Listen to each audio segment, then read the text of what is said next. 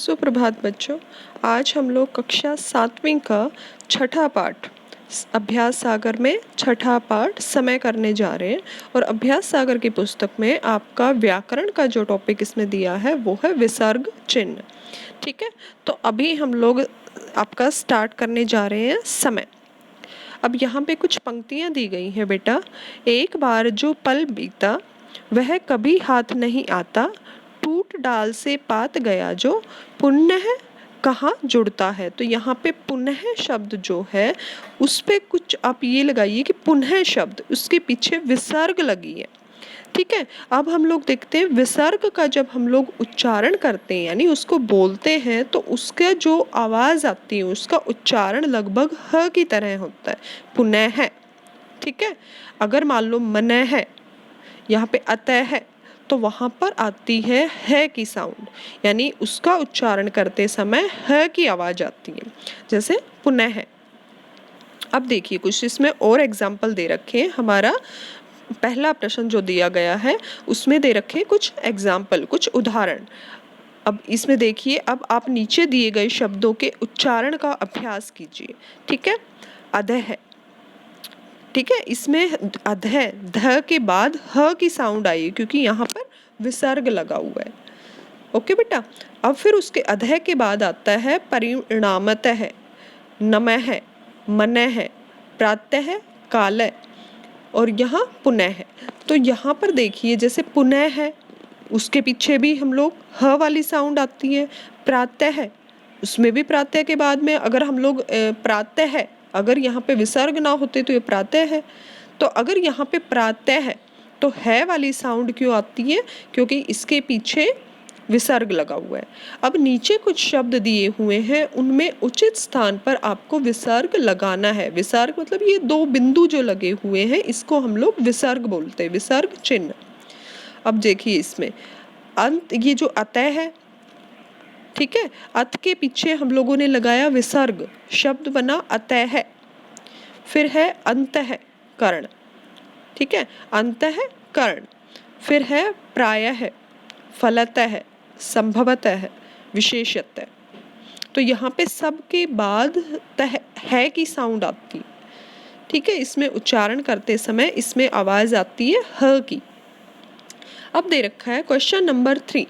नीचे दिए गए वाक्यों में मोटे काले शब्दों की जगह आपको विसर्ग चिन्ह वाले उचित शब्दों का प्रयोग करते हुए वाक्य को दोबारा लिखना है। जैसे इसमें दिया गया है बिना किसी संकोच, जैसे इसमें पहले वाला वाक्य, तुम अपनी द्विधा को बिना किसी संकोच के हमें बताओ। तो अब ये जो वर्ड है बिना किसी संकोच, इसकी जगह हम लोग कोई विसर्ग वाला ऐसा शब्द यूज करेंगे, ऐसा शब्द प्रयोग करेंगे जिसका अर्थ वही हो। ठीक है, लेकिन हमें शब्द कौन सा करना है, विसर्ग वाला। अब जैसे इसमें है बिना किसी संकोच, बिना किसी संकोच को हम लोग निसंकोच बोल सकते हैं। ठीक है बेटा, अब यहाँ पर हम लोग इसको वाक्य को दोबारा लिखेंगे, तुम अपनी दुविधा को निसंकोच हमें बताओ। तो यहाँ पे निसंकोच जो है यानी निह ह, इसमें ह जो आती है उच्चारण वो आता है विसर्ग का, तो नी के बाद विसर्ग संकोच, तो वहां पे निसंकोच का मतलब हो जाता है बिना किसी संकोच के। तो ये हमारा हुआ पहला वाक्य, तुम अपनी दुविधा को निसंकोच हमें बताओ। उसके बाद आता है बेटा, इसलिए महंगाई की समस्या को समूल नष्ट करना अति आवश्यक है। अब यहाँ पे हम लोग लगाएंगे इसमें इसलिए, इसलिए की जगह हम लोग क्या वर्ड यूज कर सकते हैं, क्या शब्द आ सकता है इधर, अतः है। ठीक है, इसलिए अतः, अतः महंगाई की समस्या को समूल नष्ट करना अति आवश्यक है। उसके बाद आता है गंगू ने भ्रष्टाचार फैलाया, परिणाम स्वरूप पकड़ा गया। अब यहाँ पे है गंगू ने भ्रष्टाचार फैलाया, फलतः है।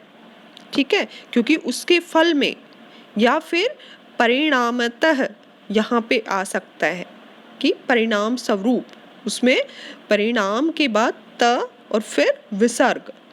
ठीक है, जो शब्द यहाँ पर आया था यानी दूसरा शब्द परिणामतः और यहाँ पे फलतः, दोनों ही शब्दों का प्रयोग किया जा सकता है। उसके बाद आता है देश में अक्सर सभी वस्तुओं के दाम बढ़ जाते हैं। यहाँ पे अक्सर, अक्सर शब्द की जगह मोटा काला अक्षर कौन सा दे रखा है? अक्सर। तो अक्सर मतलब बहुत बार, प्रायः शब्द हम लोग प्रयोग क्या करेंगे? देश में प्रायः। तो यहाँ पे जो अक्सर शब्द है, अक्सर की जगह हम लोग लगाएंगे प्रायः। ठीक है बेटा, देश में प्रायः सभी वस्तुओं के दाम बढ़ जाते हैं। उसके बाद हमारा आता है अशुद्ध शब्दों को अशुद्ध शब्द को शुद्ध करके दोबारा लिखिए। तो इसको हम लोग दोबारा की जगह हम लोग क्या वर्ड यूज करेंगे? पुनः। पुनः मतलब फिर से, दोबारा। तो यहाँ पे अशुद्ध शब्दों को शुद्ध करके पुनः लिखिए। उसके बाद आता है इसमें कोई संदेह नहीं है कि तुमने अच्छा काम किया है। अब यहाँ पे इस कोई संदेह नहीं का मतलब है यहाँ पर हम लोग कौन सा शब्द प्रयोग करेंगे? निसंकोच, निसंदेह। ठीक है, निसंदेह मतलब बिना संदेह, कोई संदेह ना हो जिसमें। तो यहाँ पर हम लोग शब्द प्रयोग करेंगे निसंदेह, तुमने अच्छा काम किया है। ठीक है बेटा, तो यहाँ पर जो काले मोटे अक्षर दिए गए हैं उनके स्थान पर हम लोग कोई विसर्ग वाला शब्द प्रयोग करेंगे। फिर आता है बेटा हमारा आओ दोहराएं। अब यहाँ कुछ ऐसे शब्द दिए गए हैं, जैसे हमारा संज्ञा जो है वो हमारे पिछले लेसन में आ चुका है, पिछले पार्ट में हम लोगों ने संज्ञा किया है, थर्ड वाले में। ठीक है, थर्ड लेसन में हमारा संज्ञा वाला टॉपिक आ चुका है। अब इस गद्यांश में देखिए, इसमें जातिवाचक, भाववाचक और व्यक्तिवाचक संज्ञा शब्द जो हैं उनको हमें छांट कर लिखना है। अब जैसे कि आपको पता है व्यक्तिवाचक मतलब जहाँ किसी व्यक्ति के बारे में, किसी व्यक्ति का नाम बताया गया है, किसी व्यक्ति का, किसी स्थान का, किसी जगह का नाम जहाँ पर आता है या किसी वस्तु का, तो वहाँ होता है व्यक्तिवाचक संज्ञा। लेकिन अगर जहाँ कहीं पे पूरी जाति के बारे में बता रखा है तो वहाँ होता है जातिवाचक। और अगर किसी भाव के बारे में, यानी किसी मन के भाव, अवस्था और उसका जो मतलब जो हमारे अंदर जो हम लोग अनुभव करते हैं, अगर वो वाला होता है तो उसमें आता है भाववाचक संज्ञा में। अब देखिए रणथंभौर, रणथंभौर एक जगह का नाम है। ठीक है, तो यहाँ पर होगी ये व्यक्तिवाचक संज्ञा, रणथंभौर के राणा हमीर।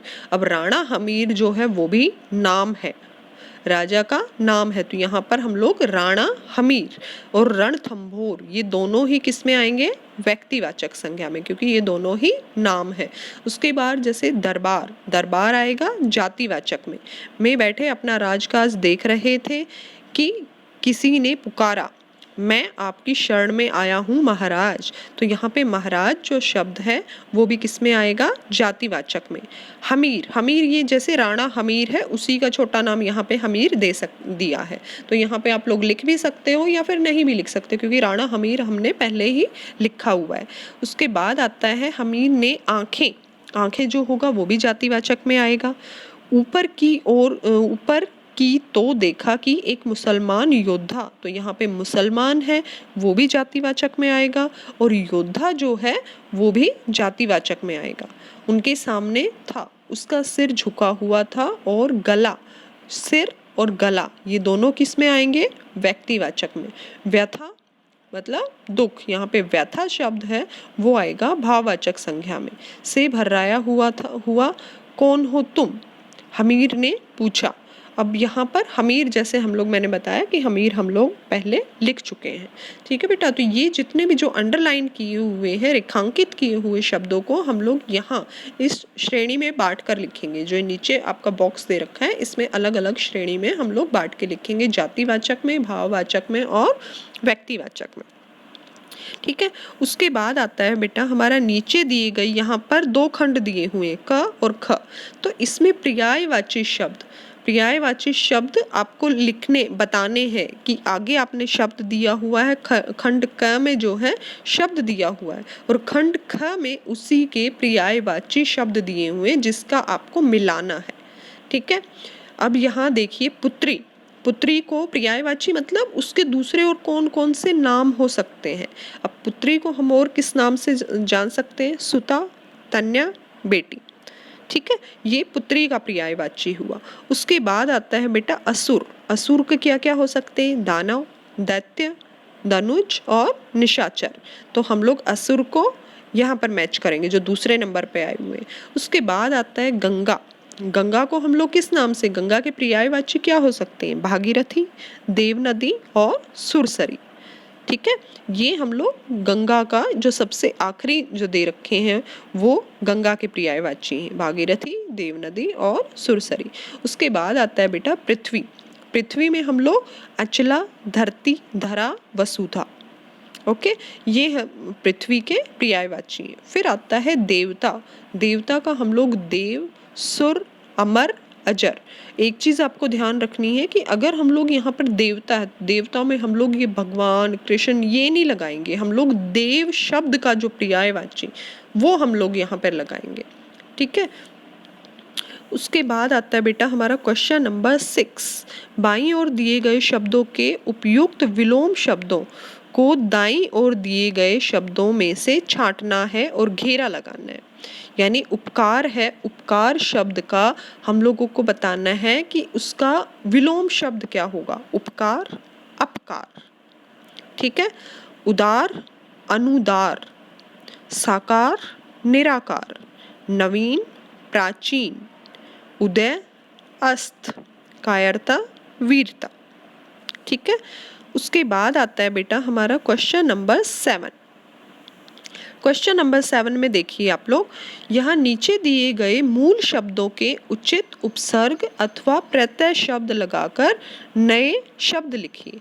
यानी यहाँ आगे दे रखे हैं कुछ शब्द, उसमें अब हमें देखना है कि किसके आगे हम लोग उपसर्ग लगा सकते हैं और किसके बाद हम लोग लगा सकते हैं प्रत्यय। अब जैसे इसमें दे रखा है यतन। यतन के आगे हम लोग क्या है, मैंने ये आगे बेटा इसमें लिख ही दिए हैं आपके। यानी यतन के साथ हम लोगों ने लगाना है, इसमें उपसर्ग लगाया। उपसर्ग लगा के क्या बना इसमें? प्र प्लस यतन, प्रियतन। ठीक है, भीषण शब्द दे रखा है, उसके आगे हम लोगों ने उपसर्ग लगाया वी प्लस भीषण। भीषण जो शब्द दे रखा है तो इसमें हम लोगों ने उपसर्ग लगा दिया वी। आगे शब्द क्या बना? विभीषण। समय के आगे हम लोग असमय, तो यहाँ पर शब्द बना असमय। उसके बाद आता है इतिहास। इतिहास में हम लोगों ने प्रत्यय लगाया है। ठीक है बेटा, इतिहास जो है वो हमारा मूल शब्द है और इसमें हमने प्रत्यय लगाया है इक, तो शब्द बनता है ऐतिहासिक। इतिहास प्लस इक, ऐतिहासिक। फिर आता है बल। बल के साथ हम लोगों ने उपसर्ग लगाया निर। ठीक है, निर, तो शब्द बनता है निर्बल। निर प्लस बल। अगर हम लोग यहाँ पे दुर लगाएंगे तो शब्द बनेगा दुर्बल। अगर हम लोग यहाँ पर मान लो प्रत्यय लगाना है हमें, तो यहाँ पे बलवान भी लगा सकते हैं। बल जो मूल शब्द हुआ और वान जो है हम लोग प्रत्यय लगा सकते हैं, तो बलवान शब्द बनेगा। अगर यहाँ पे हम लोग शाली प्रत्यय लगाएंगे तो बलशाली बन सकता है। ठीक है, तो यहाँ पे हम लोग मूल वो इस बल मूल शब्द उसमें उपसर्ग भी लगा सकते हैं और हम लोग प्रत्यय भी लगा सकते हैं। ठीक है बेटा, उसके बाद आता है हमारा क्वेश्चन नंबर 8। जो कविता समय, समय नामक जो कविता हमने पढ़ी ज्ञान सागर में हमारे दी हुई है, उसमें कुछ संयुक्त व्यंजन दे रखे हैं। संयुक्त व्यंजन जैसे हम लोगों ने फर्स्ट लेसन में पढ़े थे कि संयुक्त में होता है एक वर्ण आधा होता है यानी बिना स्वर के, और उसके बाद जो वर्ण होता है उसमें स्वर आया होता है, वहाँ होते हैं संयुक्त व्यंजन। यानी दो व्यंजन जो होते हैं वो साथ में मिलके जैसे कार्य कर रहे हैं। इसमें त जो है उसमें स्वर नहीं है और न जो है उसमें स्वर है। अब जैसे देखा जाए तो संयुक्त है तो उसमें भी क और त, ये जो है क के साथ में क्या है? क के साथ में हमारा स्वर नहीं है और त जो है उसमें स्वर है। तो संयुक्त जो शब्द है वो अपने आप में ही एक संयुक्त व्यंजन है। व्यंजन है वो भी एक संयुक्त व्यंजन है, व्यंजन शब्द। ठीक है, जो इसमें दे रखा है। तो अब ये देखिए कि इसमें हम लोगों ने ये चारों शब्द आपकी कविता से ही छांट कर लिखे हैं, कविता में आए हैं वहीं छांट कर लिखे हैं। जैसे पहला प्रयत्न, दूसरा मुक्ता, मुक्ता में क और त, प्यारा प और य, और योद्धा द और ध। ठीक है, योद्धा शब्द उसमें द जो है वो उसमें स्वर नहीं है और ध में स्वर है। ऐसे ही यतन में ये प्रयतन है, उसमें त में स्वर नहीं है, न में है। मुक्ता में क में स्वर नहीं है, ता में है। और प्यारा में प में स्वर नहीं है, या में है। ठीक है बेटा। उसके बाद